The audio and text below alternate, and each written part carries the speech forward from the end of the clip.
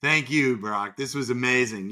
Let me just say that I'm a huge fan of entrepreneurship and venture capital everywhere in the world. Obviously, friends with a lot of amazing people from Turkey. I think it's a thriving ecosystem, and frankly, that region of the world is very exciting because I think entrepreneurship really does have the best chance to make the world into the place that we want to live in. We're creating a lot of problems in the world, and entrepreneurship is fixing a lot of those problems as well. And so we really need people. Here's how I'm going to leave everyone with this thought. If you see something that's a problem, fix it. If you're passionate about that particular problem, then start a company. And if there's a problem set that you're really passionate about, start a fund. And that's how we're going to get out of the problems that we're facing in the world today. Fixing everything that you see, starting companies to fix things that you care about, and starting funds to fix wider problem sets. Hi, Adeo. Welcome to the podcast. I truly appreciate all efforts you put into VC Lab. As an alumni, I have learned a tremendous amount and launched my venture capital journey. Thanks for your tough feedback and disciplined curriculum. It's great to have you here to share your insights with us today. Thank you. I'm really excited to be here as well. And you were in one of the earlier programs that I would say, every program, we completely rewrite the curriculum and redo how we do things. So we've actually, since you've been in, we've cut a month off the program because what we're finding is we can get people to a close in 4, 5, or 6 months. And back when you went through it, it was taking, 6 to 12 months. So now we've literally, cut tons of time off. We've streamlined everything. We're helping people go after institutional investors, whereas before we were really helping people focus on initially what we'll call confidants. So there's been a big journey since you've been through, and an exciting one as well. It was the second one.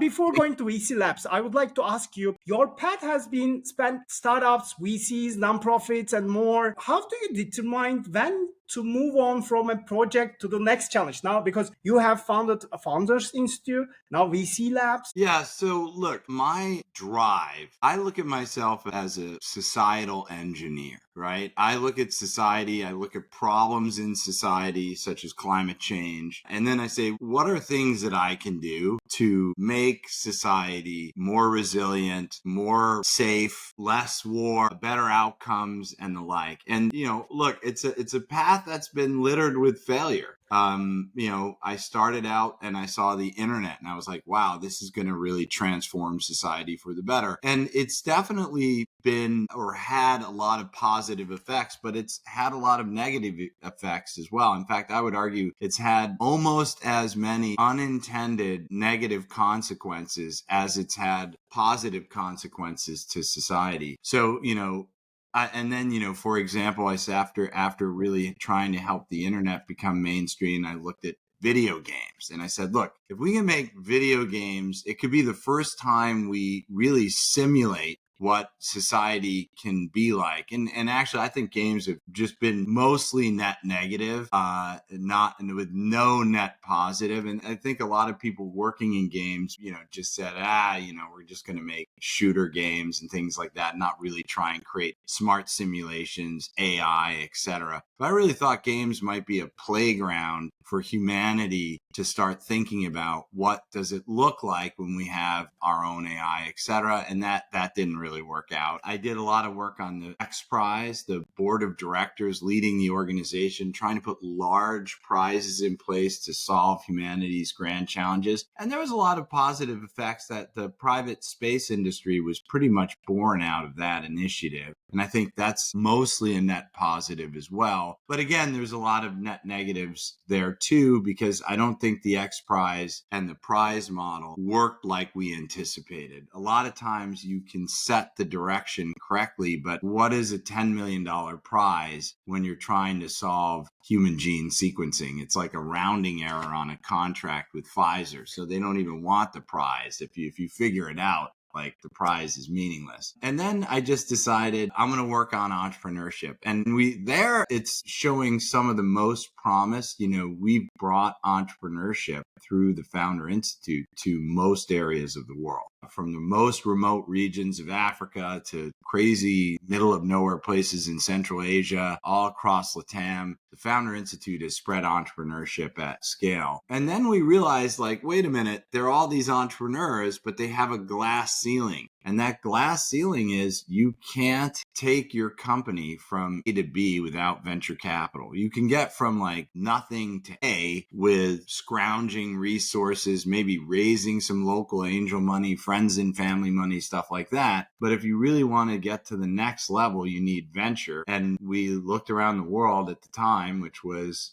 2000, at the end of 2000, beginning of 2020, right before the pandemic. And at that time, you could count on kind of one hand where all the major hubs of venture capital were worldwide. And they ended up, if you were an entrepreneur in Central Asia, Africa, or wherever, and you had a good idea, you would leave and move there. It was that simple. And we said, that's not really realistic. That's not helping the world move forward. So then we started the venture side. And I am most optimistic of all the things that I've done in my life, that entrepreneurs working on meaningful problems funded by ethical investors have the greatest prospect of fixing the problems in the world on a macro level. You helped, you launched many accelerator programs, Founders Institute, VC Lab, and also lots of sub programs. What do you think that accelerators provide founders and also emerging managers today that is unique compared to other resources? Because we are having lots of resources nowadays on YouTube and blogs and everywhere. It really depends, right? I mean, I think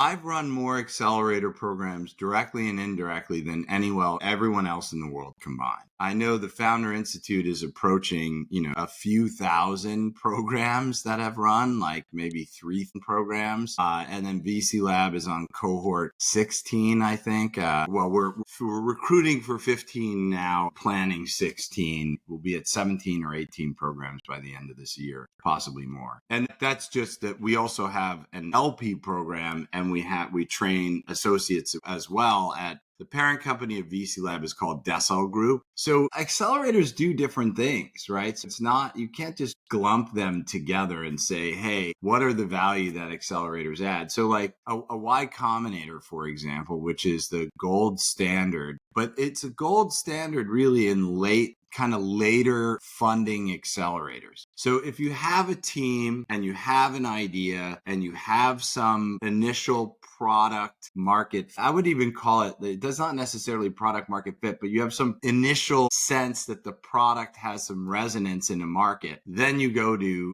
IC and they'll help you accelerate your product market fit and get in front of investors and get really kind of high terms. Now, that's not necessarily great for everyone. And if you get a great term sheet, that doesn't guarantee you're going to have a great outcome, right? A $20 million valuation for an post idea stage company is really high, and those companies have to justify that valuation. So I would actually argue that a lot of the death that happens in YC companies is because their valuations are too high given what the idea is, and that's just a product of YC. But if that's what you want, YC is a great place to go, right? Conversely, like a Founder Institute, they're really like, I have an idea and a job, right? That's who we target. I have an idea and a job. They're not going to get into YC. They're not going to get into Techstars. They're not going to get into anything because they have a job, right? And I want to validate that my idea is good enough and work on it enough to form a team and get started. And we have lots of people that have gone through Founder Institute, then gone through YC or gone through Techstar.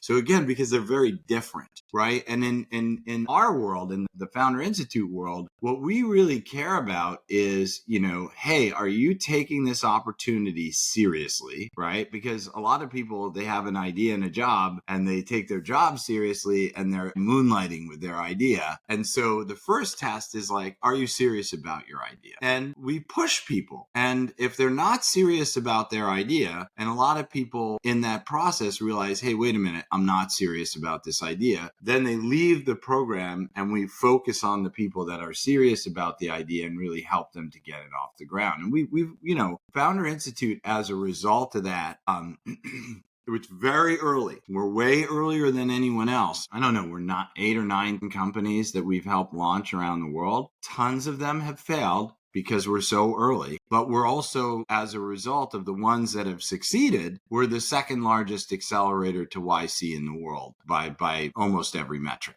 And we're the largest on some metrics. So obviously we run more programs than anyone else. We're operating more locations than anyone else. We run more. We're the largest event organizer in the world on a number of metrics, right? So number of events, number of locations, etc. Attendees of events, there are single events that are enormous. They have a few 100,000 people attend, so they have more attendees. But so, again, back to the core question though, I think when you look at an accelerator, you have to really say, what is this accelerator trying to do, right? And look at how it does it, and then evaluate if they're doing a good job or not, right? And different accelerators do very different things. And just to contrast Founder Institute, VC Lab is radically different than the Founder Institute. It uses a lot of the same principles, but instead of most people who go into VC Lab, they're dead serious about starting a fund. They're not necessarily moonlighting. They're saying, okay, I'm going to do this. I'm going to do it full time. Maybe they're quitting their job or transitioning their career or whatever, but they're like, I'm going to make this happen. And, we work and try as much as possible with them to make it happen. And one of the big differences is that you brought up in the intro of the question is that there's a lot of free resources in the world today about how to start a company. And really then the Founder Institute is really helping the person to be ready to make this big commitment. Whereas in VC Lab, there's nothing. You can't read anything anywhere, and that's correct. Most of the stuff that's online is actually wrong. So you can't read anything. There's no luminary that's written amazing books on how to start a fund. There's no guides anywhere. There's no product market fit. There's no Eric Ries. There's nothing. So basically, if you want to get started in venture, there's only one thing in the world that has the proper resources and guides and strategies and tactics, and that's right now VC Lab, period. So again, it really differs. How do you keep the curriculum updated in VC Lab? And also, are there any differences culturally in different geographies for the Founders Institute? Because I know that VC Lab has one batch and everyone gets the same courses and also curriculum. But in Founders Institute, different geographies, different batches. Yeah. Well, I'll do the curriculum and then I'll talk about the geolocation, if you will. So on the curriculum front, the world's changing really fast. In venture, for sure. I would say the world's changing really fast, period. And then the world in venture is changing as fast as the fastest stuff is changing in the world. So, through the pandemic, just to give a super easy example, when we originally started, it was before the pandemic. It was a side project at the Founder Institute, and we spun it out and created a separate company called VC Lab once it just took off. But our initial thesis was, hey, you raise money as a VC from people called limited partners by going out and meeting them at events and conferences, and then you build those relationships and convert them into investment. Okay. Now, so we partnered with the likes of Web Summits, all the major events around the world, large and small. And we were planning to run side events for general partners and limited partners to meet at these big events. And then the pandemic happened. Right? Well, that wasn't going to happen. So we had to completely redo all our thinking, all the curriculum. And there's been changes like that happening every few months. Like, how do you meet LPs has been changing. How do you invest in companies has been changing. What are fair terms has been changing. And it's been changing a lot, right? In the midst of all this, there was a huge boom. Then there was a collapse, right? And now we're kind of coming into a boom again. Limited partners were super excited about the asset class. Then they all pulled out. Now they're super excited about the asset class again. It's been a roller coaster ride. And we've been updating the program to match the reality in the world as these changes are happening. So if you go into, and how it gets done is we rewrite the curriculum every single time from scratch. We're on cohort 14 and that's running right now. We're recruiting for 15 and planning 16. And cohort 14, every week we rewrite the curriculum for that week.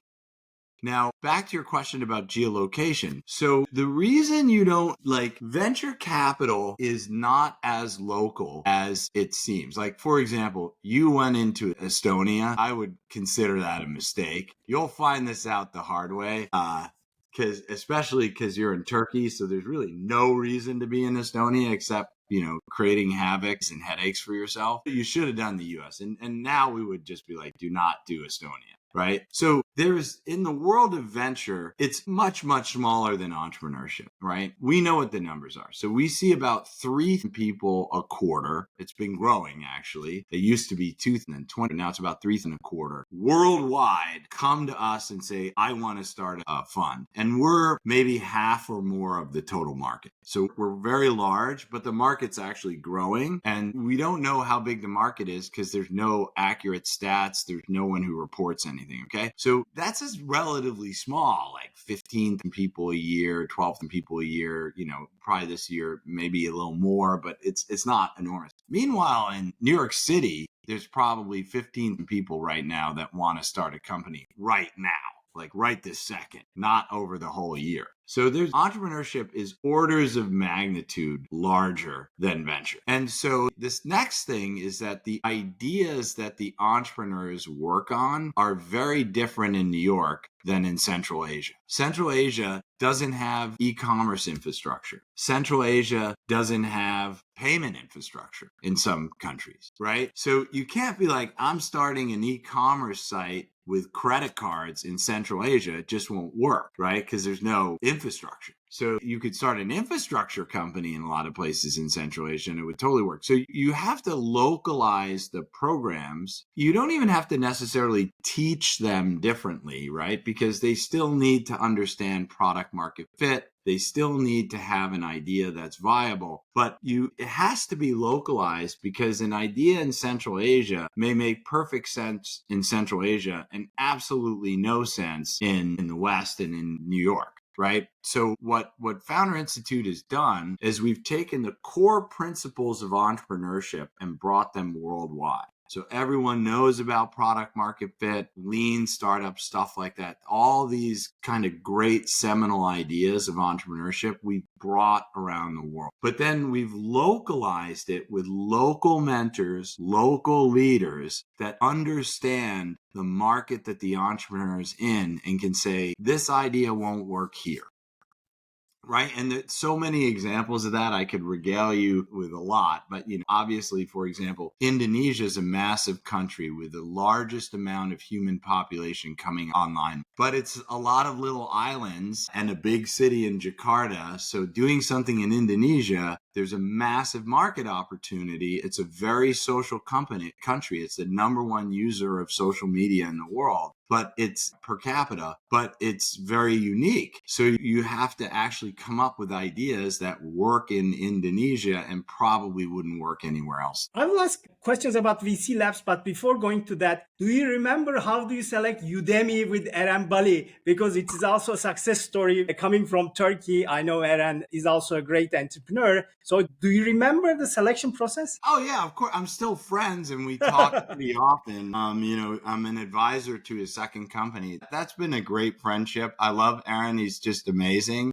He's an amazing person, an amazing entrepreneur, very thoughtful. He actually spoke at our last Founder Institute event. We had a lot of the OG. We brought back, it was a maybe 15-year anniversary, and we brought back people from that first cohort like Eren, Jason Kalkanis, Peter Pham, etc. Had them all on stage. There was a moment where they were literally all on stage. It was really just amazing. Yeah, so Eren, look, one of the nicest things about the Founder Institute that I'm most proud of is it's non-biased. So we use predictive admission. We call it the predictive admissions test or the entrepreneur DNA. And so you take a roughly 20-minute test and it's able to assess how good you are as an entrepreneur by reviewing your psychometrics. And it turns out that like entrepreneurship has a psychometric profile. It's not like all things, right? You know, you could be not so tall and a great basketball player, but if you're really tall, your chances of being a great basketball player are much better. And similarly with entrepreneurship, there's certain traits like height that make you better at entrepreneurship intrinsically than if you don't have them,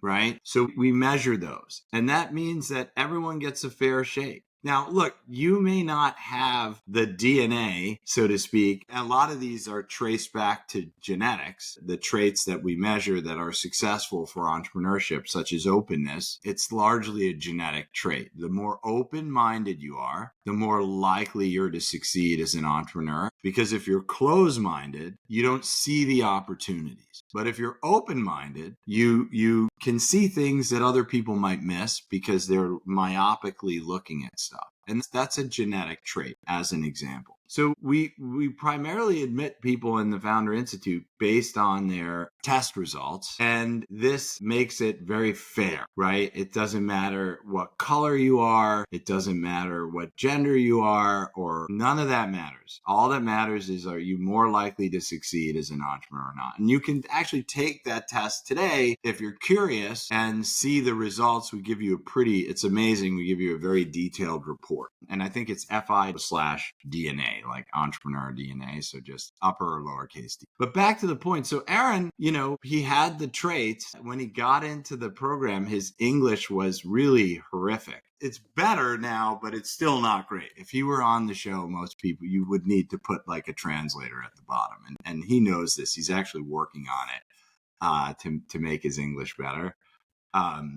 And it is a lot better, but it still has a ways to go. So you could barely understand him. When he was on stage, it was like, what are you saying? But he definitely, the funny thing was he had this idea, and I remember it like it was yesterday, of essentially it was LinkedIn for companies, right? So instead of the person, it was like, we'll make the company the main thing, and the companies could connect with each other. And it wasn't like that terrible of an idea, but it wasn't that great of an idea. There was LinkedIn at the time. There was also Zoom, which was very big. And so it's like, how are you going to win? Like, who's going to do this? So it wasn't the best idea ever. And then during the program, he's like, I was working on this other learning thing. And, because I'm like, this idea isn't very good. And do you have anything else? He's like, I actually do. I have this learning thing. I'm like, okay, maybe that's not the best idea either. Let's take a look. And he showed it to me, and it was amazing. The idea itself was like, okay, but the technology was amazing. And I was like, wow. If this thing could really take off, like I could see lots of use cases for it.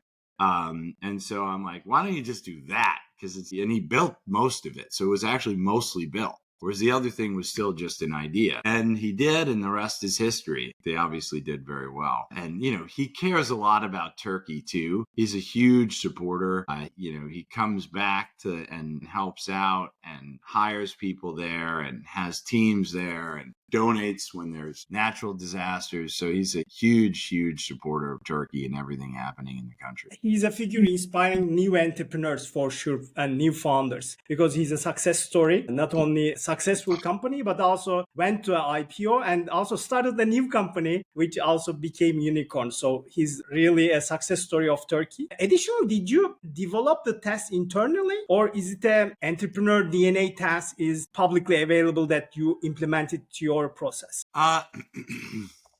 We worked with a controversial figure in the world, a gentleman named Jordan Peterson, who's actually a friend of mine, Dr. Jordan Peterson, to be precise. He's great. I mean, I think he's become a little bit more extreme in his older age. Back when I was dealing with him, he was more like a kind of nutty university professor. Nowadays, he's like world famous and fills stadiums with people, but he's become much more extreme. But Jordan understands the mind as well as anyone on the planet. He's just a seminal psychologist. I don't think all his views are right, but he definitely understands the mind much better than most. And he was able to develop a test with us that really was very difficult to fake, right? Because we were just trying to measure at that time 5 things. Now we measure more because we've updated the test, and we're no longer working with Jordan. We've modernized the test a lot. But when we began, we were working very closely with Jordan, and we were really measuring 5 things. Test would take about an hour, and it would ask kind of the same thing over and over again in slightly different ways, and really try to drive at these things. And we, we made like groundbreaking discoveries on social science that to this day are probably we've run one of the largest longitudinal, if not probably the largest longitudinal study of psychology in history. And we learned a tremendous amount about what makes an entrepreneur tick and what makes a successful entrepreneur, what makes a failed entrepreneur. I mean, it's mind-blowing, actually. If a candidate cannot pass the test, do you accept in the Founders Institute? Or it's not really pass-fail, right? So, I mean, that's sort of a misnomer, right? It does ultimately result in a pass-fail because some people get in, some people don't get in. Pass-fail, right? But it's not a pass-fail test. It's totally a sliding scale on a number of different attributes. But look, it turns out that there's certain attributes that if you have, you're almost going to fail. And we call these, well, take a step back. They're problematic attributes that we call flags. And there's colors of flags, yellow, orange, and red. And if you have red flags, it's like you're gonna fail like 100% of the time. So, and there's certain red flags that not only are you gonna fail, but you're gonna like destroy the program in the process, because you can't, like, a lot of people are like, I'm not the problem, you're the problem. It's like, no, actually you are the problem. No, you're the problem. Like, no, we're pretty sure you're the problem. You took the test, you got a red flag, it's you, not us. And like, but they're like, God damn you and your agadar. And we call it the flagged founder revolt. We have a name for it. It happens. Sometimes people like have other people take the test and they get in and they're flagged. And we're like, oh, this is a flagged founder revolt. And it's really problematic. Like, it causes programs to fail.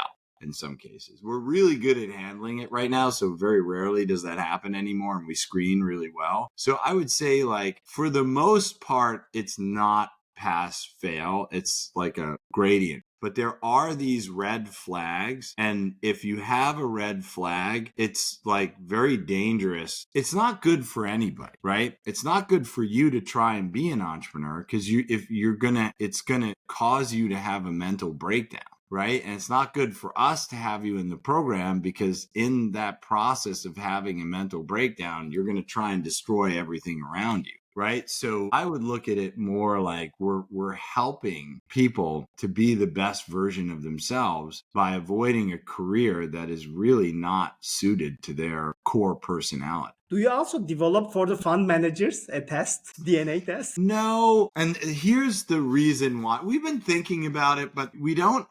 Let's start with a simple thing. We've run 16 cohorts, or 14 cohorts that started, and we're planning our 16th, recruiting for the 15th. So 14 operate. I think once we're like, this might be a flag founder revolt. Maybe not. Like, usually if it is a flag founder revolt, there's not like, is this a flag founder revolt? I don't really know. It's like, no, you definitely know. So once in 14 programs, we had what we're like, this is it? Like, let's monitor it. I don't think it was. Everything worked out fine. So usually if there's a flag founder revolt, things don't work out fine. It takes a lot of work, a lot of effort. You gotta, et cetera, et cetera.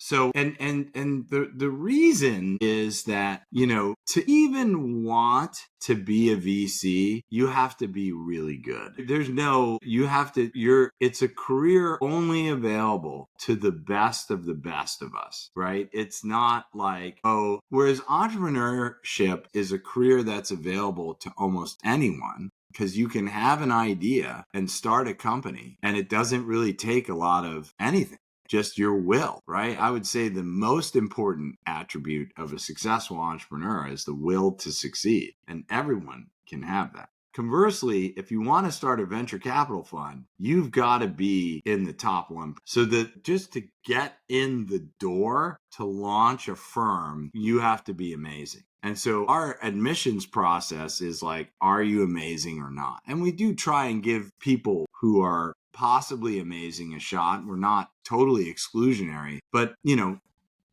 let's like cut to the chase. You've got to go to people that you don't know as a venture capitalist and ask them to stake you with millions of dollars to invest blindly into companies. I mean, think about that. Hey, give me, you don't know me, millions of dollars and to trust me to invest in blindly into things that you just have to trust that I'm going to do. And like, you can't just walk off the street and do that. You have to have like pedigree, credibility, past experience, access to the wealthy people to do that. This is just not, so it's meanwhile, or conversely, with an entrepreneur, it's like, I have an idea, I'm going to make it happen, right? Anyone can do that. So, we don't need a test per se, because just to get to the level to say that you want to be a VC, you have to have so much wind in your sails, so much credibility, so much track record, so much, you're really at the top peak of your game that we don't need a test, because they're already awesome. But the follow-up question will be, you have seen lots of emerging managers and new managers. What are the common mistakes that these managers do during the period of cohorts and also afterwards? Look, I mean, the biggest mistake that someone makes, and I'm dead serious on this, is they don't go into the VC Lab program. It's completely free. So like, you can literally look at someone not VC Lab and VC Lab, and they spend 5 times as much time to do the same thing. Because we give you tools, we give you systems, we give you connections, we give you a network, all this stuff. So if you don't have that, we literally see it. It's 5 times as much time to accomplish the same objective. But then, a lot of people, if we hand them everything on a silver platter, which is what for free, which is what the VC Lab program does, they don't do it and they don't listen. And then they too run into lots of problems. And they, by the way, often drop out. So, the common areas that we see people make this mistake all the time, I would say there are 2. So everything that's on the internet, unless it's written by us about venture capital and starting a venture capital firm, is wrong. Okay. And it's wrong for 2 reasons. One, it's wrong because it's just literally wrong. It's just not right. It's like, and I'll give an example of it in a moment. And 2, because venture capital is broken. And so if someone's like, who's practicing a broken thing, morally bankrupt, doing things the wrong way, and they're like, this is how you do it. Well, obviously you're going to wind up doing things in a wrong and morally bankrupt way, because the person writing on how to do it is wrong and morally bankrupt, right? So like a very common thing so 2 common, very conventional, everyone will tell you this, okay? And you're going to read it online and it's just wrong. It's literally wrong.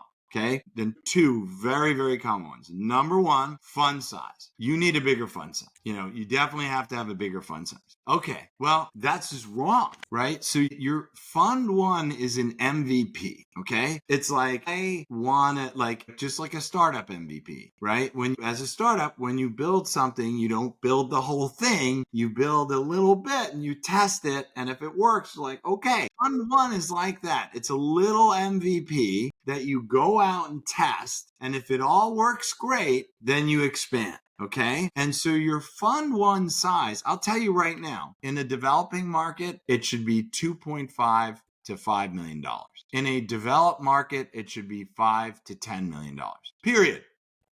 There are some exceptions to that rule where it could be a bit larger, but let's say you're like, I'm an exception. Okay. I want to do a $20 million fund 1. Okay. I would still set your fund size at 10, because it's fund models scale up, but they don't scale down. So start at 10 and get to 20. Then you look like a hero, versus starting at 20 and getting to 10 and you look like a total failure. And we see this all day long. So at this point, we're like, look, if you're not going to set your fund size at something that you can definitely beat, we're going to just remove you from the program. because it's just like, I don't want to watch you fail in slow-mo. Like, that's not my goal here. And I can't tell you how many times people are like, you don't understand, Adeo. Okay. And then they like are like, I can't raise my fund size. You were right. Oh, really? Like, we hear that all the time. I mean, no offense, you're probably in that bucket. Now, back to the second mistake that we see people make, and this is like, so it's conventional wisdom in venture capital that you get what's called anchor, which is somewhat like a lead investor in the startup world. And the anchor investor puts in a big number, like 10 or 20% of the fund size. Now, I don't even know how this is conventional wisdom because it's like beyond wrong. So maybe 20 years ago, that's the way things were done. And a lot of VCs you talk to started their career 20 years ago. So they're like, yeah, get an anchor investor. White dude. It's like, when did you start your career? It's like, okay, so in the 90s and maybe 2000, you would get an anchor investor. And so if you talk to an old school VC who's, they'll be like, get an anchor investor, right? But that's not how it's done today at all. So and why the anchor existed is the only way you could get into venture capital 20 years ago was you started and worked your way up. So you started as an associate, then you became a principal, then you became a partner, and then you're like, I'm going to break out on my own. And what would happen is one of the investors in the fund where you were a partner would say, I'll stake you to start your new fund. Okay. And I will be the anchor investor. But that, the apprenticeship model's gone in venture. No, they never really worked anyway. None of these funds have succession plans. So all the funds are failing right now that are old. Like DFJ is gone, right? Tons of funds are gone because they didn't success, like Sequoia and Lightspeed are really the only two. Kleiner Perkins, no one's around from that. It still has the name, but it's like no one's there that was there before, and they did a terrible job in succession planning. So like succession planning has been the bane of the existence. So that apprenticeship model failed.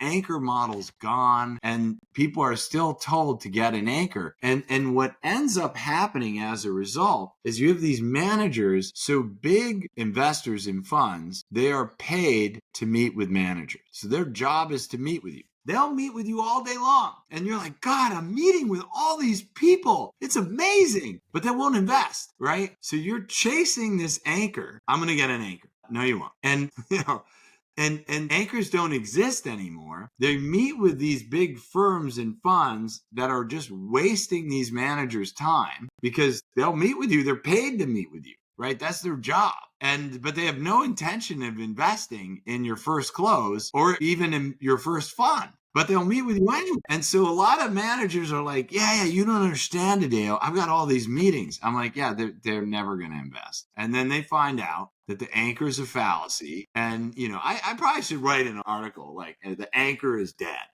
But, I don't have time to write these articles. And that's why the knowledge isn't changed. So you just come in the program and we'll tell you. And I've told you now. So hopefully you don't chase an anchor foolishly to your demise. Having a compelling thesis is also critical and raising the VC fund. In your experience, what are the most convincing theses? Because as you remember our conversation about my thesis for new managers trying to differentiate themselves, and what also mistakes do emerging managers do writing their thesis? Yeah, so your investment thesis, we have like a Mad Lib style template. So if you just search VC investment thesis and you'll see something on Go VC Lab and you have a one sentence. And it's basically, it has all the information that an LP needs to make a decision to invest. And so it's to take a step back. In the world of venture, they're generalists and they're specialists. And for the most part, at this point, limited partners don't want generalists, right? They want specialists. And because they're like interested in something, right? I'm a limited partner. I want to invest money and I don't want to give it to someone to invest in anything, right? Because I'm like, I don't know, where are you going to invest in it? Well, it could be AI, it could be med tech, it could be, I don't know, like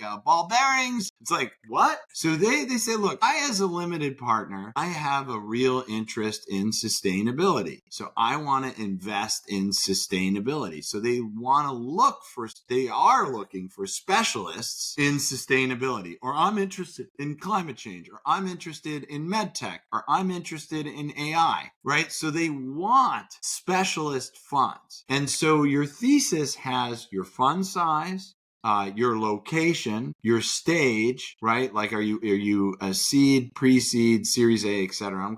I'll go through each of these. The sectors you're focusing on, the things you're specializing in, and then why you, right? We call that the secret sauce. And so LPs literally, and we work with LPs all day long. We have over unlimited partners in our database. Okay. I would say that we know more about venture capital limited partners than almost anyone in the world. And they want specialists, right? And so we can go through each. Let's leave aside fund size because we already talked about it. So let's go to like stage, right? They want a specific stage. They don't want early stage, late stage. They want you pre-seed, series A, because limited partners are investing in a number of managers, and they'll say, hey, I'm interested in investing in the early stage. So I will make a seed stage bet. I'll make a pre-seed stage bet. I'll make an angel stage bet. But if you say you're early stage, they're like, I don't know what that is exactly. I have a fund manager doing pre-seed. I know what that is. I have someone doing seed. I know what that is. I don't know what early stage is, so I'm not investing in you. So you're out. Next is geography. Okay. A lot of people are like, I'll invest anywhere. That's just shows that you have no idea what you're talking about. Okay. The rules in Turkey are radically different than the rules in Europe. And even within Europe, the rules in Estonia are radically different than the rules in Finland, right? So if you're like, I'm just going to invest in Europe, like, are you including the UK? Are you including Turkey in that? And then like, do you have lawyers and people in all those countries that you're planning to invest in? So that's one problem on the deal side. But there's another huge problem. Every country, every place you invest in, these vehicles are pass through for the limited partners. So the limited partners have to pay taxes, file forms, all this crap everywhere you invest. And guess what? They don't want to do that. So they're like, yeah, you're investing worldwide. Like, where worldwide? Like anywhere worldwide. They're like, yeah, I don't want to go to some sub-Saharan African country and have to fill out forms and pay taxes because you did an investment in sub-Saharan Africa. So they're just like, I'm out. So they like contained geographies because they understand what the tax issues are, what the filing issues are, et cetera, et cetera, et cetera. So LPs don't want you to invest everywhere in the world. They want you to invest in specific geographies. And then sector we talked about, right? They're interested in sectors. So let's go to the secret sauce, or why you. You're asking these people to give you money to do like sight unseen, to invest blindly into assets. Okay. So it's like, hey, give me $1 million. I'm going to invest in climate tech. It's like, okay, I'm going to suspend disbelief for a moment. Why should I give you, Adeo, $1 million to invest in climate tech? Well, I care about the climate. Okay, I care about the climate too, but why should I give you money to invest in? I care about the climate. You care about I can invest in climate. I know some people who also care about the climate, might want to start a company. Okay, that's lame. I'm not going to, right? So you gotta have a very compelling reason why you are the person to take their money and invest it blindly into assets. And number one is like, I've been investing in climate. I've done 23 deals and I've got a 5x markup on those investments. Oh, okay. So, and you've done this before and got pretty good returns. That's a reason to back you, right? So you got to find the reason why you are uniquely qualified to take this money from a limited partner and invest it into companies. And when you find that reason, that secret sauce, that why you, then limited partner money flows. And we've quantified this. So I'll tell you, if your thesis, which includes the YU, is bad, 1 in 10 or worse, people will decide to invest. And you could say, well, that doesn't sound that bad, but you need at least 50 limited partners in your fund, at least, to get off the ground. I don't know how many you have, Barack. Do you know? You have a smaller number. So most people are 50 to 100. But if you're at worse than 1 in 10, you have to literally pitch hundreds of people, many hundreds. So let's say the average is 50 and you're at 1 in 15. I mean, you're at 700 people that you have to, 7 limited partners that you have to pitch in order to close your fund. That's insane. That will take you years. So a good thesis will be 1 in 5 or better, sometimes 2 in 5 and sometimes 3 in 5. That changes the whole calculus of raising your fund. Right now, you can do it in 9 months or 18 months or 12 months versus many years. Thank you very much for sharing invaluable experiences as always and the insights with me today. I appreciate all the information that you provided to us about entrepreneurship and also different topics. Thank you, Brock. This was amazing. Let me just say that I'm a huge fan of entrepreneurship and venture capital everywhere in the world. Obviously, friends with a lot of amazing people from Turkey. I think it's a thriving ecosystem, and frankly, that region of the world is very exciting because I think entrepreneurship really does have the best chance to make the world into the place that we want to live in. We're creating a lot of problems in the world, and entrepreneurship is fixing a lot of those problems as well. And so we really need people. Here's how I'm going to leave everyone with this thought. If you see something that's a problem, fix it. If you're passionate about that particular problem, then start a company. And if there's a problem set that you're really passionate about, start a fund. And that's how we're going to get out of the problems that we're facing in the world today. Fixing everything that you see, starting companies to fix things that you care about, and starting funds to fix wider problem sets. Thank you very much again. Thank you.